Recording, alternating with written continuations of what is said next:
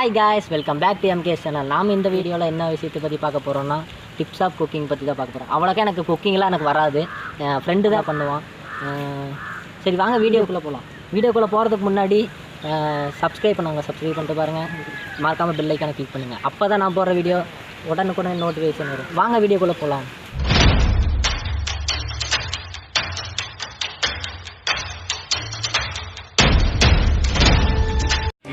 Hi friends, என் பேர் குணா. நான் வந்து டைப்ஸ் ஆஃப் குக்கிங் பற்றி சொல்ல போகிறேன். ஓகேங்களா? நான் வீட்டில் சின்ன சின்ன பொருள் யூஸ் பண்ணுவேன். அது எனக்கு கொஞ்சம் பெனிஃபிட்ஸ் தந்துச்சு. அது எப்படி பெனிஃபிட்ஸ் தந்துச்சு, எது எப்படி தந்துச்சு அப்படிங்கிறத நான் உங்களுக்கு எக்ஸ்பிளைன் பண்ண போகிறேன். அவ்வளோதான். இது உங்களுக்கு பிடிச்சிருந்தா வந்துட்டு நீங்கள் இதை வீட்டில் ட்ரை பண்ணி பாருங்கள். பட் ஆனால் கண்டிப்பாக ட்ரை பண்ணி பாருங்கள். பட் கண்டிப்பாக உங்களுக்கு பெனிஃபிட்ஸ் இருக்கும். ஓகேங்களா? வாங்க இப்போ என்னென்ன நான் இது பண்ண போகிறேன்னா உங்களுக்கு எக்ஸ்பிளைன்.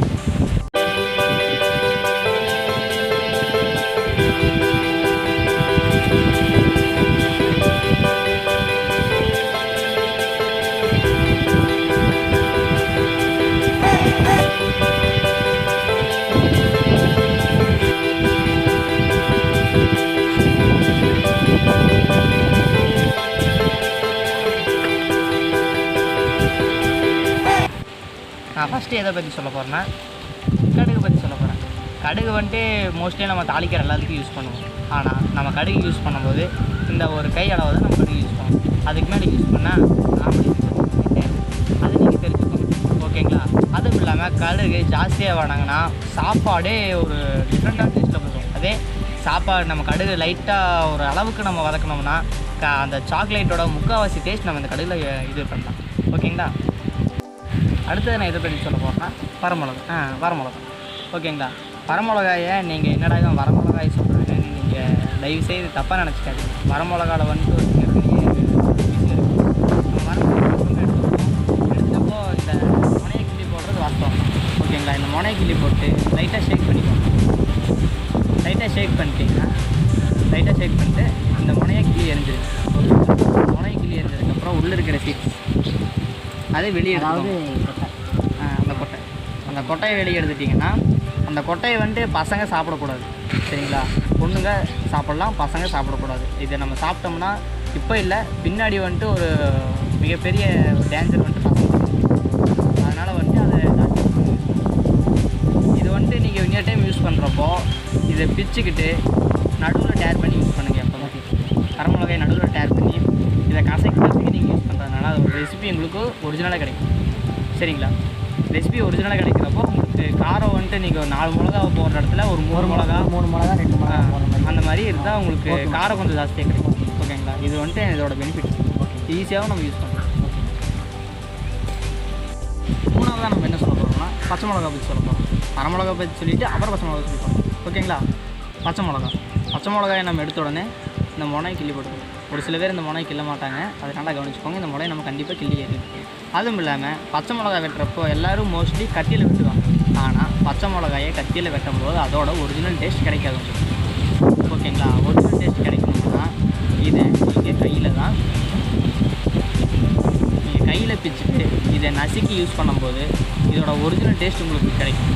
அது ரொம்பவுமே வந்துட்டு ரொம்பவே அதிகமாக இருக்கும். நசுக்கி போடணுன்னா வரமிளகாவில் இந்த சீட்ஸ் வந்துட்டு அப்படியே இருக்கும், அது ட்ரை ஆயிரும். ஆனால் பச்சை மிளகா ட்ரை ஆகிடும். வரமிளகாவில் அந்த காரம் வந்துட்டு நம்ம இது எடுத்துக்கலாம். ஆனால் இதில் காரம் அப்படியே இருக்கும். நம்ம நசுக்கிறங்காட்டி அதோட சாறு உள்ள இருக்கும். நம்ம நசுக்கிறங்காட்டி அதோட உள்ளே இருக்கிற சாரும் அந்த தோலில் கலக்கிறப்போ நம்மளுக்கு இன்னும் காரம் தரும், ஜாஸ்தியாக காரம் தரும். அதனால் நம்ம கம்மியாக யூஸ் பண்ணாலும் இதோட எஃபெக்ட் நம்மளுக்கு ஜாஸ்தியாக கிடைக்கும். தக்காளி. ஓகேங்களா? தக்காளி வந்துட்டு நம்ம கத்தியில் கட் பண்ணணும். ஆனால் கத்தியில் கட் பண்ணுறதுக்கும் ஒரு தக்காளி நம்ம கட் பண்ணும்போது எல்லாருமே நடுவில் கட் பண்ணிவிட்டு ஒரு 4 ஸ்லைஸ் 5 ஸ்லைஸ் போட்டுட்டு அப்புறம் யூஸ் பண்ணுவாங்க. ஆனால் தக்காளி நம்ம கட் பண்ணும்போது அப்படி நம்ம கட் பண்ணக்கூடாது. எப்போயுமே தக்காளி நம்ம கட் பண்ணும்போது அதை நடுவில் கட் பண்ணாமல் லைட்டாக அந்த கார்னர்லேருந்தே கட் பண்ணிடணும். அந்த கார்னர்லேருந்து நம்ம கட் பண்ணணும். அதுவும் இல்லாமல் தக்காளியில் எல்லோரும் உங்களுக்கு தெரியும், இந்த நடுவில் இருக்கிற சாறு தான் நம்மளுக்கு சாறு தரும். ஆனால் நடுவில் இருக்கிற சாறு நம்மளுக்கு ஒரு 40% தான் சாறு தருது. அந்த அதுக்கு ஜாஸ்தியாக நம்மளுக்கு சாறு தர ஒரே விஷயம் அதுக்கு மேலே இருக்கிற இந்த தோல். இந்த தோலில் தான் 60% சாறு இருக்குது. ஓகேங்களா. நம்ம வந்துட்டு நினைப்போம் இந்த தோல் அந்த இதில் இருக்கிற இது மட்டும் நம்மளுக்கு கரெக்டாக ஸ்ப்ரெட் ஆனால் போதும் அப்படின்னு சொல்லிட்டு. ஆனால் இந்த தோலில் தான் நம்மளுக்கு அதிகபட்ச சாறு இருக்குது. அந்த இனிப்புத்தன்மை ஜாஸ்தியாக அந்த டொமேட்டோவில் இந்த தோலில் தான் இருக்குது. ஓகேங்களா. ஒரு சில பேர் இந்த தோலை உரிச்சு யூஸ் பண்ணுறதை நான் பார்த்துருக்கேன். ரசத்துக்கெல்லாம் பண்ணும்போது தோலை வேக வச்சு தோலை உரித்து அதுக்கப்புறமா ரசத்தில் புளிவாங்க. அப்படி நம்ம புளியக்கூடாது, அந்த மாதிரி நம்ம புளியக்கூடாது. ரசத்துக்கு அப்புறம் எப்படி நம்ம தோலோடு அப்படி இது பண்ணுற மாதிரி இருக்குமா? தோலோடு தான் ரசத்தோடு யூஸ் பண்ணணும். ஓகேங்க. ரசத்துக்குள்ளே போடும்போது நம்ம தோலோடு தான் போடணும். ஓகேங்களா. அடுத்தது எலுமிச்சம்பழத்தை நம்ம எப்பவுமே பிரியாணியில் போடுவோம். அதை எப்படி போடுறதுன்னா ஃபஸ்ட்டு இதை புஷ் பண்ணி நல்லா இது பண்ணிவிட்டு இதை நம்ம கட் பண்ணிக்கிறோம். சில பேர் நான் பார்த்துருக்கேன் இதை இப்படி கட் பண்ணுவாங்க. ஐ மீன் இது ஸ்ட்ரெயிட்டாக கட் பண்ணுவாங்க. ஆனால் ஸ்ட்ரெயிட்டாக கட் பண்ணுவாங்க. ஓகேங்களா. கிராஸாக கட் பண்ணிட்டு இது இருக்கிற சீட்ஸை நம்ம வெளியே எடுக்கணும். ஏன்னா சீட்ஸ் வந்து ஓவராக கொட்டை சரிங்களா. இது ஓவராக கசக்கிட்டு இது நம்ம புளிகிறோம் பார்த்தீங்களா. நம்ம எப்போவுமே அவ்வளோ சீக்கிரம் புளிகிறப்போ ஒரு லெமன் நம்ம போதுமான அளவுக்கு லெமன் யூஸ் பண்ணணும். ஓகேங்களா. நம்ம அளவுக்கு லெமன் யூஸ் பண்ணோம்னா லெமன் வந்துட்டு கசக்க ஆரம்பிச்சிடும். இது ரொம்பவே கஷ்டம். ஒரு டிஷ் எடுத்துட்டோம்னா இப்போ பிரியாணியில் அது வந்து குறிப்பிட்ட லெமன் போடணும், குறிப்பிட்ட லெமனை அறுத்து போடணும் அப்படின்னு சொல்லி அந்த குறிப்பிட்ட லெமன் வந்து அறுத்து போடணும். மோஸ்ட்லி அறுத்து தெரியாது, அதனால தான் இந்த அரை பீஸ் லெமன். அதில் வந்து இப்போ புளி இப்போ ஒரு டிஷ்ஷெல்லாம் பார்த்தீங்கன்னா புளி வந்து ஓவராக சேர்க்கறக்காண்டி தக்காளி போடுவாங்க, அந்த மாதிரிலாம் போடுவாங்க. லெமனும் சேர்க்கணும். அப்போ லெமன் கொடுக்க போகிற ஒரு விஷயம் வந்துட்டு பழப்பழம். நம்ம எல்லோரும் சொல்லுவாங்க லெமன் வந்துட்டு ஒரு டிஃப்ரெண்ட்டான டேஸ்ட்டு ரெசிபி கொடுக்குறாங்கன்னு சொல்லி. ஆனால் நம்ம லெமன் சேர்த்துக்கிறது வந்துட்டு பழப்பழம் சேர்த்துக்கிறது நம்ம லெமன் லெமன் ஊற்றுறோம்னா சாப்பாடு கொடுத்தாது. அடுத்ததுன்னா பெரிய வெங்காயம் பற்றி சொல்ல போகிறேன். பெரிய வெங்காயம் நீங்கள் எல்லோரும் பார்த்துருப்பீங்க. இதுதான் பெரிய வெங்காயம். ஓகேங்களா. இதை எப்படி யூஸ் பண்ணணும்னா ஃபஸ்ட்டு நம்ம மேலே இருக்கிற அந்த இதை மட்டும்தான் நம்ம கட் பண்ணணும். அந்த வேர் இருக்கும் வெங்காயத்தோட வேர். பேசுறதுக்கு முன்னாடி மட்டும் ஒன்றே ஒன்று சொல்கிறேன். இது பெரிய வெங்காயமா சின்ன வெங்காயமா எனக்கு ஒரு சந்தேகமாக இருக்குது மச்சான். இது என்னது? இது பெரிய வெங்காயமா சின்ன வெங்காயம்? இது பெரிய வெங்காயம். வீட்டில் 2 வெங்காயம் இருக்குது. ஓகே மச்சான், ஓகே சரிப்பா பேசலாம். அப்புறம் இந்த முனையும் நம்ம கட் பண்ணிக்கலாம். பெரிய வெங்காயம் நம்ம யூஸ் பண்ணுறப்போ அந்த மேலே இருக்கிற தோலை மட்டும்தான் நம்ம ஒரு சில பேர் அளவுக்கு வந்து ஒரு சதையை எடுத்துருவாங்க. ஓகேங்களா. ஆனால் அந்த சதையை எடுத்து நம்ம யூஸ் பண்ணக்கூடாது. நம்ம யூஸ் பண்ணிகிட்டு இருக்கிறப்போ பெரிய வெங்காயத்தை எப்போவுமே முழுசாக தான் போடணும். சின்னதாக நீங்கள் எப்போவுமே கட் பண்ணி போடாதீங்க. ஏன்னா சின்னதாக கட் பண்ணி போட்டோம்னா யூஸ் பண்ண கிடைக்கும். அதுவும் இல்லாமல் வெங்காயத்தை தயவு செய்து கழுவாதீங்க. அதை ஏன் கழுவக்கூடாது? வெட்டினதுக்கப்புறம் கழுவினோம்னா அதோடைய காரத்தன்மை சரி ஓகே மச்சான், ஓகே. அடுத்ததுன்னா எனக்கு பிடிச்ச சின்ன வெங்காயத்தை பற்றி நான் சொல்ல போகிறேன். ஓகே. சின்ன வெங்காயம் ஏன் நீ சின்னதாக இருக்கிறனால சின்ன வெங்காயம் சொல்கிறேன் மச்சான்? தெரிஞ்சா சரி. ஓகே மச்சான் சொல்லுங்கள். இந்தாங்க. சின்ன வெங்காயம் நம்ம யூஸ் பண்ணும்போது அதே மாதிரி இந்த வேரை நம்ம எடுத்துக்கணும். வேரை எடுத்துகிட்டு நம்ம கட் பண்ணிவிட்டு நிறைய பேர் மோஸ்ட்லி நான் பார்த்துருக்கேன் கட் பண்ணதுக்கப்புறம் வெங்காயத்தை இப்படி நடுவில் கட் பண்ணிக்குவாங்க. ஆனால் நம்ம இந்த மாதிரி நடுவில் கட் பண்ணக்கூடாது. அது நடுவில் கட் பண்ணோம்னா இதோட ரெசிபி தன்மை நம்மளுக்கு சுத்தமாக கிடைக்காது. அதனால் முழுசாக உரிச்சிக்கிட்டு ஒரு பொருள் எடுத்து தட்டிக்குவாங்க. வீட்டில் வறுப்ப மூட்டை வச்சுருப்பாங்க, வறுப்ப மூட்டை எடுத்து தட்டிக்குவாங்க. ஓகேங்களா. தட்டுறப்போ அதோட காரத்தன்மையோ அதோட டேஸ்ட்னஸ், வெங்காயத்தோட டேஸ்ட்னஸ் நீங்கள் சாப்பாட்டில் எப்போவுமே முழுமையாக உணர முடியும். அந்த தட்டி போடுறதுனால வெங்காயத்தோட ஒரிஜினல் டேஸ்ட் உங்களுக்கு வரும். அதை நீங்கள் டேஸ்ட் பண்ணி என்கிட்ட சொல்லுங்கள். அது ஏன் மச்சான் பெரிய வெங்காயம் வந்து அந்த மாதிரி ஏன் நான் இது பண்ணக்கூடாது? இது பெரிய வெங்காயத்தை நீங்கள் அந்த மாதிரி தட்டினீங்கன்னா பெரிய வெங்காயம் இனிப்பு ஜாஸ்தி இனிப்பு அடிக்கும்போது சாப்பாடு நம்ம பெருசாக கட் பண்ணி போடுறதுனால அந்த இனிப்புத்தன்மை ஓரளவுக்கு சாப்பிடலாம்.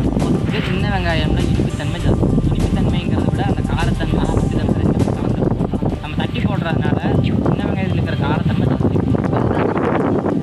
ஆமாம். சரி ஓகே. அடுத்தது நான் சொல்ல போகிறது குருமிளகு, சோம்பு. இது வந்துட்டு நிறையா ஹோட்டல்ஸில் நீங்கள் வச்சுருந்து பார்த்துருப்பீங்க சோம்பு.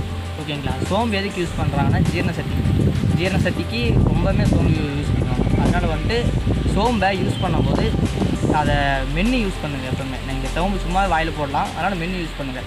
நம்ம சாப்பாட்டில் இது பண்ணும்போது தட்டி யூஸ் பண்ணுவோம். நான் ஒரு சில பேர் நான் பார்த்துருக்கேன் அதை சும்மா எடுத்து இப்படி தூவி விட்டுட்டு கம்மன் ஆகிடுவாங்க. ஆனால் அந்த மாதிரி தூவி விடக்கூடாது. அதை தட்டி யூஸ் பண்ணுங்கள். ஓகேங்களா? கிடைக்காது. குருமிளகு வந்துட்டு நம்ம வாயில் போட்டு மெல்றது நம்ம பல்லுக்கு ரொம்ப ரொம்ப நல்லது.